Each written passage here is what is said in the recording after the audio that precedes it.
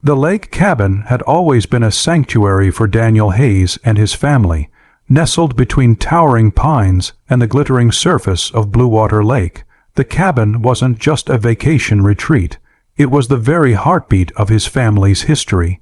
His grandfather had built it by hand after returning from the service decades ago, and every plank, every nail, and every stone of the foundation carried stories of summer barbecues, winter escapes, and quiet evenings spent watching sunsets ripple across the water. To Daniel, it wasn't just property, it was heritage, but on one quiet spring morning, everything changed. Daniel pulled into the cabin driveway with his wife, Emily, and their 2 kids, expecting nothing more than a weekend of fishing and relaxation. Instead, what greeted them was a bright orange notice slapped across the front door in bold, block letters, "Notice of Demolition HOA Enforcement Action." His heart dropped. Emily gasped, immediately rushing forward to rip the paper off the door. The children, sensing the tension in their parents' faces, clung tightly to each other. The notice was absurd. It claimed Daniel owed $14,732 in unpaid HOA fees, a figure that made no sense. The cabin wasn't even in the main subdivision. It stood on family-owned land bordering the lake, far removed from the cluster of modern houses across the water. The only reason it was remotely tied to the neighborhood was a road easement that ran past the subdivision. Daniel's confusion quickly turned into disbelief. "This has to be a mistake," he muttered, scanning the document again, but the final line sent a chill through him. "Demolition scheduled. April 30th, no further appeals will be granted." That was just 3 weeks away. Inside, the cabin felt heavy with silence as Daniel sat at the old wooden table, papers spread in front of him. His grandfather's framed photo hung on the wall, watching over him with quiet strength. Emily paced the room, shaking her head. "They can't do this. They can't just tear it down." But deep down, Daniel knew HOA could be ruthless. The local homeowners association had long had a reputation for bullying and overreaching. Neighbors whispered stories about fines for flower pots being the wrong color, or fences being an inch too high. Yet this threatening demolition of private property was something far darker. When Daniel contacted the HOA office, he was met with a cold, dismissive voice. The woman on the other end insisted the debt was real, and that failure to comply would result in immediate enforcement. She refused to provide detailed records, simply repeating that Daniel's account was delinquent and action had already been authorized. Frustration boiled in Daniel's chest. Something was wrong here, terribly wrong.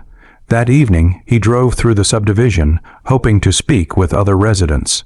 Many doors stayed shut, but one elderly neighbor whispered through a cracked doorframe, "They've been doing this to anyone who stands in their way. Don't fight them. You'll lose." The fear in her voice was unmistakable. Back at the cabin, Daniel couldn't sleep. He sat on the porch with Emily, the moon casting ripples of light across the lake. His wife leaned against him, quiet but tense.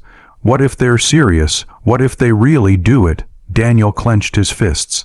They won't, not without a fight. But the fight, he realized, wouldn't be simple. The HOA was powerful, manipulative, and deeply entrenched in the community.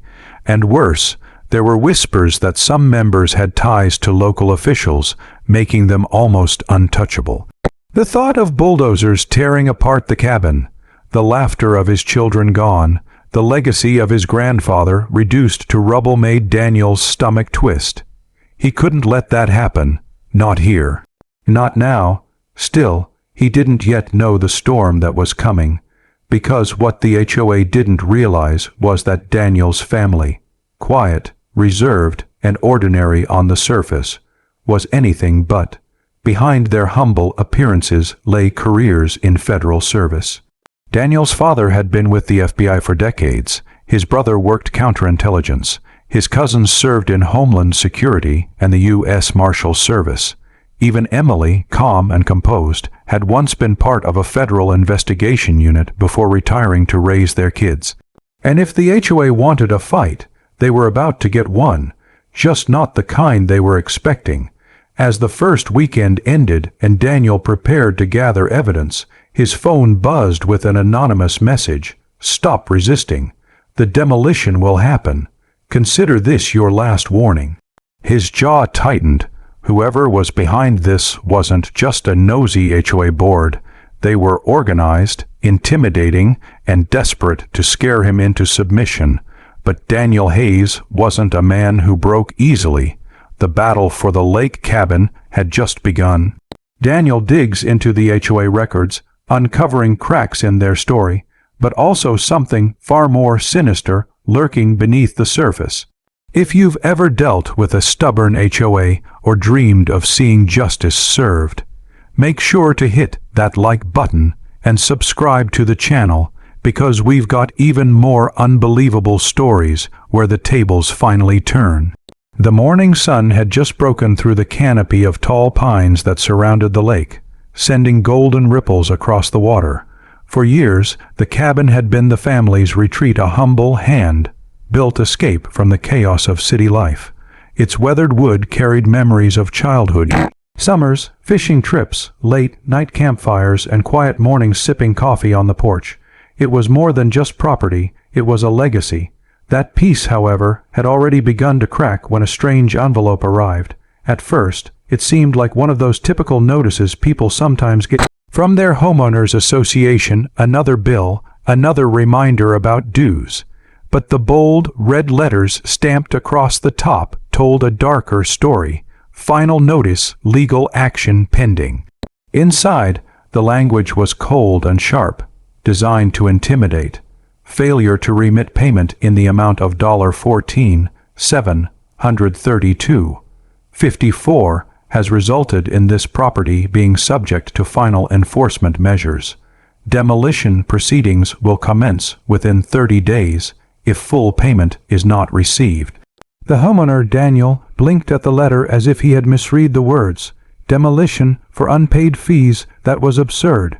He set the paper down on the worn kitchen table, where steam from his coffee curled upward into the air.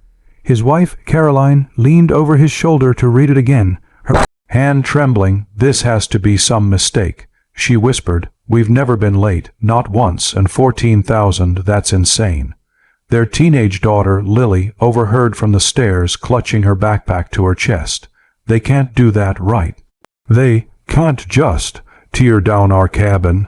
Her wide eyes reflected both fear and disbelief. Daniel, though, said nothing at first. His jaw tightened, and he folded the letter carefully, almost too carefully, before sliding it back into its envelope. But inside, a storm was already brewing. He knew HOA had power to fine, to restrict, to annoy, but this was something different. This was personal. Within hours, whispers began to ripple through the neighborhood. At the local diner, where residents often gathered for coffee and gossip, people leaned across booths and spoke in hushed tones. "Did you hear about Thompson's cabin? HOA after them. Word is they're thousands behind." Some looked sympathetic, others judgmental. Few dared to question the HOA publicly. After all, its board members seemed untouchable, wielding bylaws like weapons. That evening, another certified letter arrived, this time with even harsher wording. It warned of escalating enforcement and cited obscure sections of the community charter that, apparently, gave them authority to take drastic measures. The tone wasn't just firm, it was threatening. Caroline's hands shook as she read aloud, her voice breaking. They're serious. They're saying if we don't pay by the end of the month, they'll move forward with demolition." She dropped the letter on the table like it was poison. Daniel rose slowly from his chair, his broad shoulders casting a shadow against the cabin wall. His silence was heavier than any words. For years, he had kept his true professional life separate from this retreat. Few neighbors knew what he and his family really did. To most, they were just another family enjoying lake life. But in reality, every adult in the household had served their country at the federal level. Daniel himself was a decorated federal investigator. Caroline worked in intelligence analysis. Even his brother, often joined them at the cabin, was part of a federal enforcement task force. They were not the kind of family to be bullied, yet the HOA didn't know that. The next morning, Daniel decided to confront the issue head-on. He drove into town, walked into the HOA office, and requested to see the board president. The office was cold and sterile, its walls decorated with framed certificates of authority. Behind the desk sat a man in his 60s with slicked back hair and a smug expression, Mr. Carlton Reeves, the HOA president. Reeves barely looked up from his papers when Daniel introduced himself. "Ah yes, the Thompson property. Unpaid fees. Very unfortunate. You people always think the rules don't apply to you." Daniel's voice was steady, but his eyes hardened. "We've never missed a payment." "Not once. I want to see the accounting records right now." Reeves smirked. "The records are sealed. Board decision. If you don't like it, you can take it up in court, but by then, well," he leaned back in his chair, "your cabin may already be gone." Daniel's fists clenched at his sides. He wanted to call him out, to reveal who he really was, but instead he took a deep breath. "You'll regret this," he said simply, before turning and walking out. As he left the office, the late afternoon sky began to darken with storm clouds, the wind picking up over the lake. It was as if nature itself sensed the battle that was about to unfold.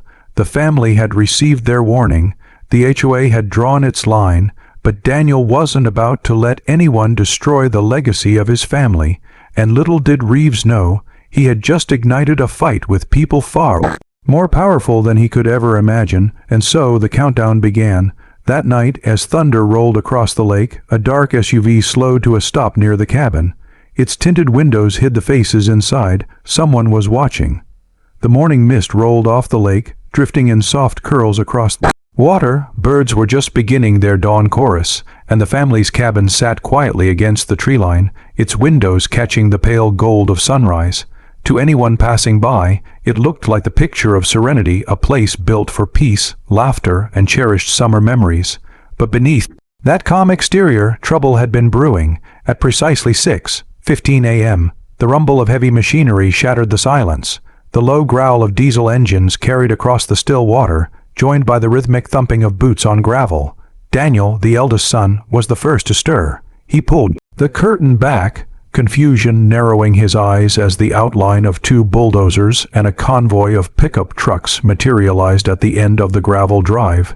"Dad," he called, his voice tight with alarm, "you need to see this." Within moments, the entire family was gathered by the cabin's front porch. Their father, Robert, a man with a calm but commanding presence, stepped forward in his flannel shirt and boots. His wife, Claire, joined him, gripping the wooden railing, her knuckles white.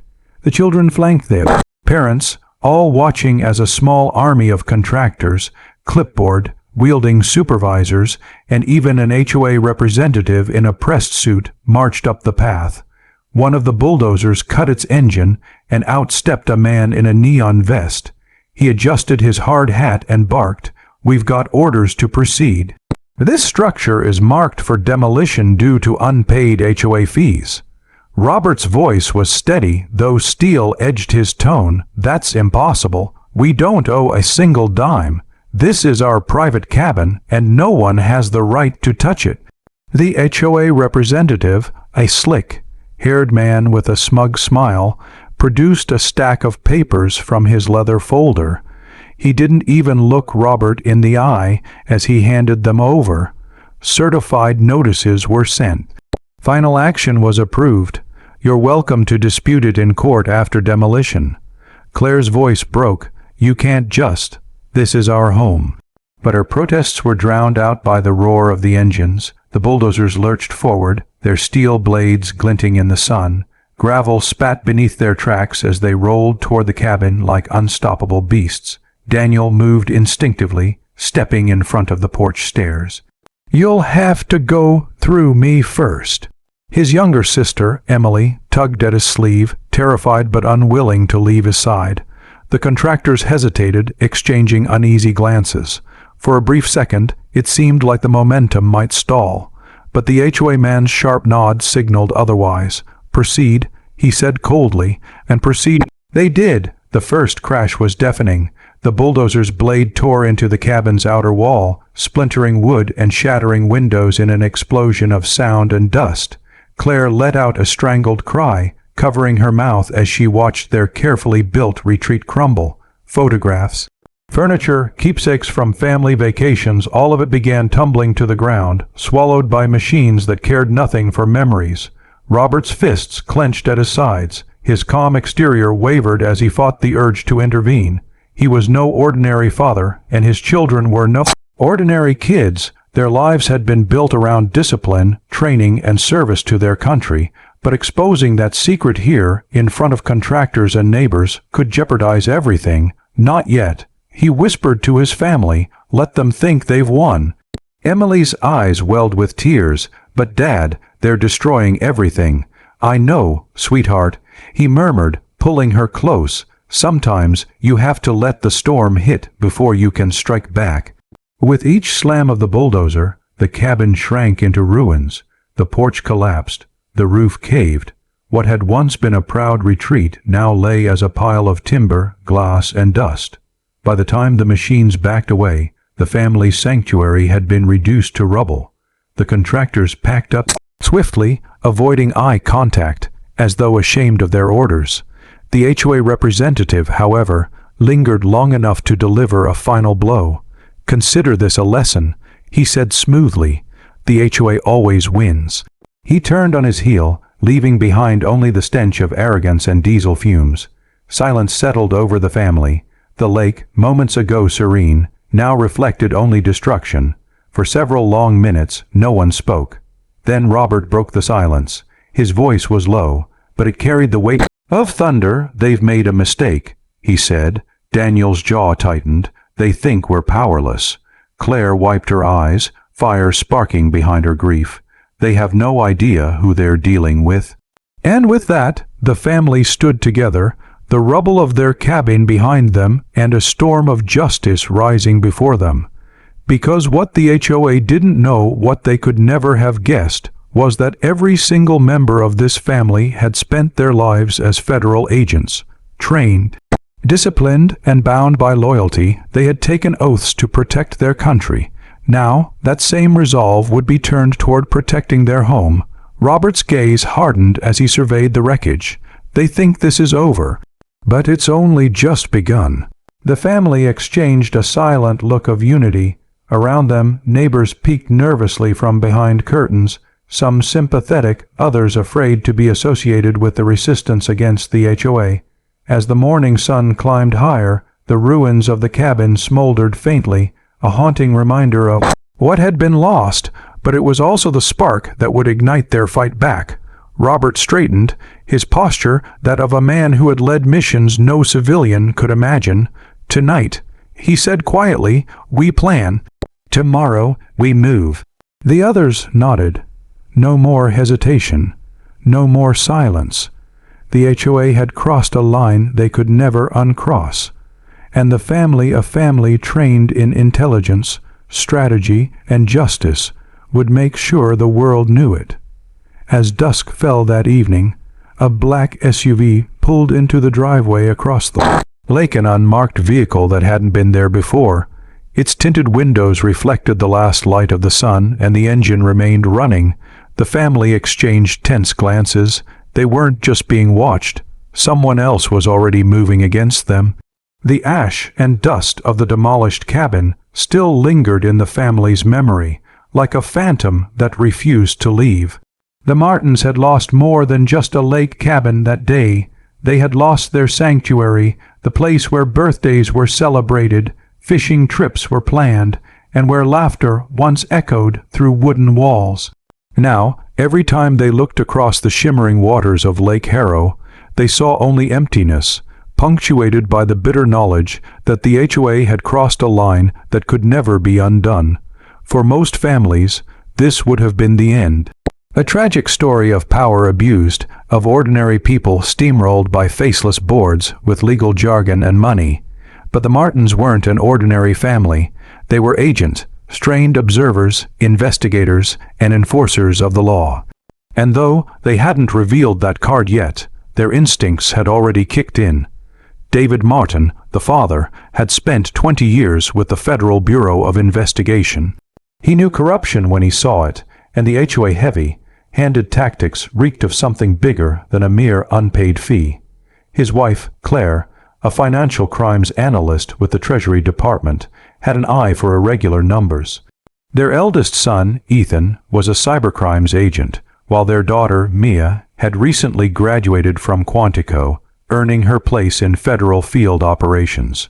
So, when the HOA sent its representatives to gloat about the enforcement action, the Martins smiled politely, signed nothing, and quietly began their investigation. Claire was the first to spot something unusual. She had managed to retrieve copies of the HOA financial disclosures, documents that were supposed to be transparent to all members. Yet, entire pages were missing. Others were filled with vague entries: maintenance projects, consultant fees, administrative adjustments. Tens of thousands of dollars shifted around with no clear destination. "This isn't just sloppy bookkeeping," Claire said one evening at their kitchen table, her eyes scanning line after line of expenses. "This is intentional obfuscation. They're hiding something." Ethan leaned over her shoulder, scrolling through digital copies on his laptop. "And look at this," he muttered, pulling up the HOA online filing history. 3 different versions of the same annual budget submitted within weeks of each other, each one adjusted. That doesn't happen by accident. The deeper they dug, the darker the picture became. The HOA board president, a man named Gerald Whitmore, had been quietly steering contracts toward a construction company owned by his brother-in-law. That very same company had provided the bulldozers that destroyed the Martins' cabin. Payments were inflated, deadlines extended, and projects, such as lake, front improvements, and shoreline restoration, never materialized. "What about the supposed unpaid fees?" Mia asked, her brow furrowed. Claire tapped her pen against the table. "That's the most telling part. Their records show you were delinquent, but the dates don't line up. They fabricated a late payment history, then filed a lien without judicial review." She looked at David. "That's fraud, plain and simple." David exhaled slowly, his jaw tightening. "They thought we'd roll over. They thought we'd accept their authority as final." But the Martins weren't content with spreadsheets and speculation. They needed proof. That's when Ethan's digital sleuthing uncovered something explosive: forged signatures on HOA meeting minutes. Dozens of homeowners listed as present and approving swore they hadn't attended or even been asked. "This isn't just fraud," Ethan said, spinning his laptop toward the family. "This is racketeering. They're running the HOA like a personal bank account." The realization sent a chill through the room. The Martins had always known corruption existed, but seeing it so close to home, watching it destroy something they loved, was different. It wasn't a case on someone else's desk. It was their life. Meanwhile, the board grew bolder. Notices began arriving in other neighbors' mailboxes, threatening fines for petty violations. A mailbox an inch too tall, a lawn not trimmed weekly, a garden shed painted the wrong shade of brown. The whispers around the lake grew louder. People were afraid, but they also began to suspect that the Martins were onto something. One night, as the Martins pored over documents, there was a knock at the door. A neighbor, Mrs. Henderson, stood trembling on their porch. In her hands, she clutched a stack of papers. "I didn't know who else to trust," she whispered. "They sent me this notice. They're trying to take my property too. But look at this signature. That's not mine." David took the papers gently. The forged signature was unmistakable. Another victim, another thread in the web. The Martins exchanged glances. The board's arrogance was unraveling, thread by thread, but it also made them dangerous. Powerful people rarely went down quietly.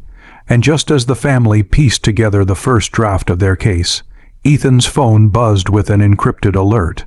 His systems had detected an unauthorized access attempt. Someone was trying to hack into his investigation files. He looked up, his face pale. "They know," he said quietly. "The board knows we're coming for them." The Martins uncover forgery, fraud, and racketeering within the HOA. But now the board is aware of their digging and the war has officially begun. The days following the cabin's demolition were a blur of grief and disbelief. Piles of splintered wood, shattered glass, and twisted metal were all that remained of a home filled with memories. For most people, the destruction of a beloved family retreat would have been the end of the story. A crushing defeat at the hands of a powerful HOA that wielded unchecked authority. But for the Carter family, it was only the beginning. Thomas Carter stood at the edge of the debris, his jaw tight, his eyes red not from tears, but from a rising, controlled fury. His wife, Marlene, gently touched his arm, grounding him. Their 2 adult children, Daniel and Claire, lingered close by, quiet but restless. Neighbors watched from a distance, whispering about how tragic it was that the Carters had lost everything over unpaid fees. But those neighbors didn't know the truth. The Carters had a secret, one that had been kept out of the public eye for decades. Behind their humble exterior, every single member of the family had lived a life dedicated to federal service. Thomas had been with the FBI for over 30 years, rising through ranks before retiring. Marlene, though quiet and composed, had been a respected profiler, sharp enough to break some of the most difficult cases. Their son Daniel currently worked for Homeland Security, specializing in cybercrimes, while Claire served as a federal attorney with a reputation for dismantling corruption cases piece by piece. They weren't just an ordinary family. They were a unit of experience, intelligence, and resilience forged in the fires of public service, and the HOA had no idea what storm they had just invited into their carefully guarded kingdom. That evening, in the Carter home, the family gathered around the dining table. No one ate. The air was heavy with unspoken tension. It wasn't just about unpaid fees. Thomas finally said, his voice low but steady, "They wanted us gone. They wanted this cabin, our land, for something bigger." Claire nodded, already sifting through the scattered documents she had salvaged before the bulldozers came. "I've been digging deeper. The HOA board is funneling money somewhere. I found traces of transfers that don't match maintenance budgets or community expenses. They've been laundering funds under the guise of special assessments." Daniel leaned forward, his eyes sharp. "And I traced the demolition order. The paperwork they used wasn't just rushed. It was forged. They falsified signatures, dates, and even stamped it with a seal that doesn't exist in the county's registry." Marlene's voice, calm but edged with steel, cut through the discussion. "They underestimated us because they thought we were just another family, but they don't know who we are." She turned her gaze to Thomas. "Maybe it's time they find out." The silence that followed wasn't hesitation. It was agreement. Each member of the family felt the same fire burning within. This wasn't just about a cabin anymore. It was about justice, about standing up against corruption disguised as community leadership. That night, the Carters began to plan. Thomas outlined the strategy, drawing on decades of experience leading investigations. Daniel would hack into HOA systems, tracing financial trails and uncovering hidden networks. Claire would prepare the legal front, collecting every piece of evidence that could dismantle the HOA credibility. Marlene, with her profiler's insight, would study the board members themselves, analyzing their behavior, predicting their next moves. It was no longer a battle of homeowner versus HOA. It had become a war between truth and deception, and the HOA board had unknowingly picked a fight with an entire family of federal professionals. But justice wasn't going to come easily. The HOA had power, influence, and arrogance on their side. And as the Carters would soon discover, they also had connections that reached much farther than the neighborhood. The first step was to gather undeniable proof. Daniel tapped into encrypted servers late into the night, uncovering files labeled innocuously as community projects, but filled with suspicious invoices and wire transfers to offshore accounts. Claire pored over bylaws and legal codes, her sharp mind spotting loopholes the HOA had exploited for years. By dawn, the Carters had begun building a case, But what they didn't realize was that the HOA board was already watching them. A shadowy figure sat in a dark SUV parked down the street, a phone pressed to his ear. "They're digging," the man said flatly. "The Carter family isn't backing down. We need to contain this before it spreads." The person on the other end gave a chilling reply, "Then make sure they regret ever starting." The family's hidden strength had been revealed, but the HOA hidden dangers were only beginning to show. As the Carter family prepared for their next move, unaware of the SUV watching their every step, a sudden knock at the door broke the tense silence. When Thomas opened it, he found a thick envelope lying on the porch. No sender, no address, just one chilling message typed on a single page: "Stop digging, or next time it won't be your cabin that's reduced to rubble." The storm that had been brewing for weeks finally reached the point of no return. Samuel Carter stood in the dim glow of his living room lamp, the fire from the hearth casting long shadows against the walls. On the table before him sat a thick binder, a laptop glowing with pages of documents, and an assortment of USB drives lined up neatly like pieces of evidence in a courtroom. His family had spent nights gathering, verifying, and compiling every shred of proof they could find against the HOA. And now, that work was about to unravel the board's carefully constructed web of deceit. Samuel's sister, Rachel, clicked through folder after folder on the laptop, her sharp eyes narrowing as she read. She had once worked in the cybercrimes division, and her instincts were precise. "Here," she said, her voice low but firm, "look at this. Duplicate invoices, ghost maintenance charges, and, wait, these signatures, they don't even match. Someone forged them." Leaning over her shoulder, Daniel, Samuel's younger brother, nodded grimly. He had spent years as an undercover investigator for the Bureau, and forgery was a trail he knew all too well. "This isn't just sloppy bookkeeping," he said. "This is deliberate.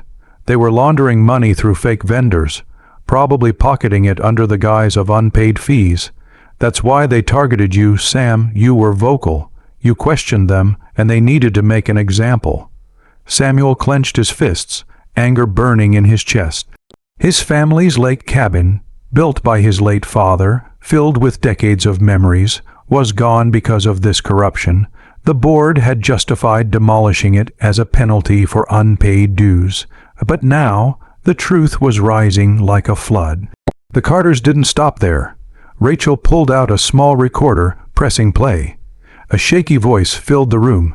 An HOA employee, one who had reached out quietly after seeing the demolition. "I can't stay silent anymore," the voice said. "They've been lying to the homeowners for years, inflating fees, covering up accidents, even bribing inspectors. And the demolition, that wasn't legal. The board pushed it through with forged approval. Please, I don't want my name revealed, but I'll help however I can." The room went silent for a moment, the weight of the words pressed down on them all. Samuel's wife, Emily, whispered, "So it wasn't just us. They've been stealing from everyone." Her words echoed the growing realization. The Carters weren't just fighting for themselves anymore. They were fighting for every neighbor who had been bullied, silenced, or exploited by the HOA. The next day, Samuel met with a small group of neighbors in his partially rebuilt garage. He spread out the binder of evidence on a folding table. Skeptical eyes glanced at him. After all, the board had painted him as a delinquent homeowner who didn't pay his dues. But as Samuel flipped page after page, showing bank transfers, forged signatures, and even screenshots of private messages between board members joking about milking the lake crowd, the mood began to shift. Murmurs filled the air. A man who had once accused Samuel of being a troublemaker now looked pale.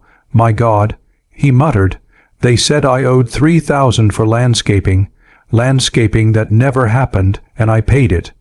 A woman in the back spoke up, her voice trembling. "They did the same to me. They threatened foreclosure if I didn't pay. I thought I was the only one." The board's lies were cracking wide open. The people who had once stood by in silence were now connecting the dots, seeing the truth laid bare. Samuel saw it in their faces. The doubt was gone, replaced by outrage. But even as the neighbors rallied, Samuel knew the board wouldn't go down quietly. Later that evening, Rachel returned with another discovery. She had hacked into the HOA internal communication channels, something she technically shouldn't have done. But as she said with a wry smile, desperate times, desperate measures. She played an audio file of a heated conversation between the HOA president, Martin, and the treasurer. "They're getting too close," Martin snapped. "If Carter gets the neighbors on his side, we're finished. We need to shut him down before he gets to court. Do you understand? Before, not after." The room went cold. Samuel's jaw tightened. "So now they're planning to silence us." Emily's voice shook as she asked the question none of them wanted to say aloud. How far will they go? No one answered, but deep down they all knew the fight had crossed a line. It was no longer just about money. The HOA leaders had been exposed, but desperate men clinging to power were always the most dangerous. As the fire crackled in the hearth, Samuel looked at his family and neighbors, their eyes filled with a mix of fear and determination. "We have the evidence," he said firmly. "We have the people. Now we need to take this all the way, but we'll have to move fast. They won't give up without a fight."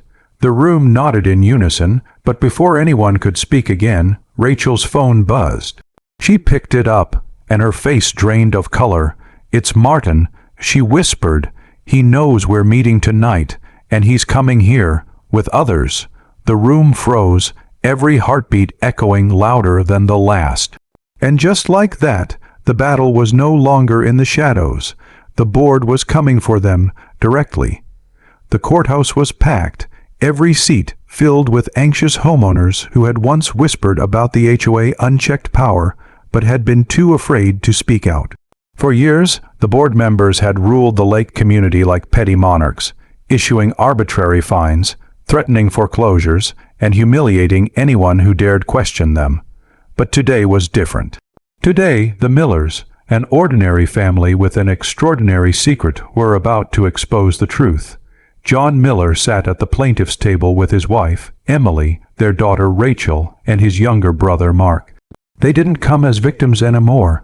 They came as federal agents armed with evidence so airtight that the HOA smug facade was about to shatter. Their eyes carried both grief and resolve. Grief for the cabin destroyed, and resolve for the justice that had to follow. Across the room, the HOA board members shifted nervously in their seats. At the center was Karen Whitfield, the president, her perfectly styled hair now looking like a helmet, barely hiding her discomfort. For months she had laughed at John's appeals, dismissed his pleas, and ordered the demolition of the family's cabin under the false claim of unpaid fees. Now she couldn't even meet his gaze. The judge entered, and silence swept through the courtroom. The sound of the gavel striking the bench echoed like a gunshot. Court is now in session. We are here to hear the case of Miller versus the Lakewood Homeowners Association. Mark was the first to rise. Unlike his usual casual demeanor, today he wore the solemn confidence of his badge. He introduced himself not just as John's brother, but as a federal investigator. Gasps rippled through the gallery as he presented stacks of documents, photos, and recordings. "These," Mark said firmly, "are financial records showing years of embezzlement by the HOA board. Funds collected as maintenance fees were rerouted into personal accounts. Vacations, cars, even Karen's luxury lake, front boat, all paid for with money stolen from this community." A murmur swept across the homeowners seated behind them. Faces turned pale, jaws tightened, fists clenched. For the first time, they saw proof of what they had long suspected. Emily then stood, her voice steady but sharp.